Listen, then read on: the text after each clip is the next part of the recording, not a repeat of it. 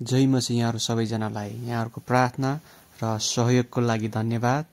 आबो खैरेनी ब्याप्टिस्ट सङ्गतिले 7औं वार्षिक उत्सव क्रिसमस र नयाँ वर्ष मनाउन सफल भएको छ र परमेश्वरलाई धन्यवाद भएको होस्।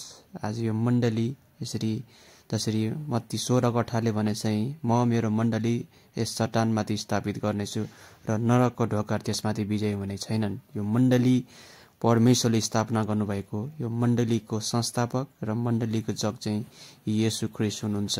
यही आज्ञालाई निरन्तर गर्दै आबो खैरेनी ब्याप्टिस्ट सङ्गतिले आफ्नो 7औं वार्षिक उत्सव मनाउनमा सफल भएको छ। विभिन्न व्यक्तित्वहरू यहाँ सहभागी भएको थिए अनि विभिन्न व्यक्तिहरूले अनि उपस्थित जनाएर अनि प्रार्थनामा सहायता गर्नुभएको लागि धन्यवाद भन्दछौँ।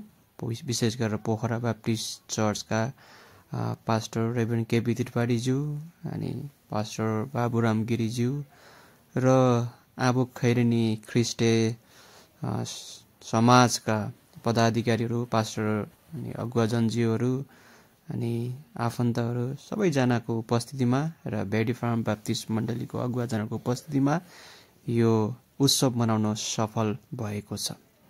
यो मण्डली पनि ख्रीष्टले स्थापना गर्नुभएको मण्डली हो।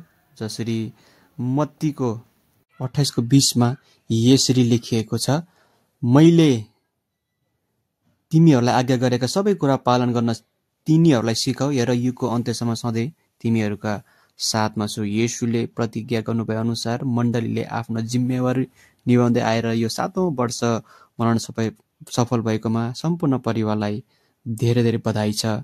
यहाँहरूको आउने दिनहरू पनि परमेश्वरको काममा यसरी नै वृद्धि हुन सकेको होस्। आमेन। जय मसीह।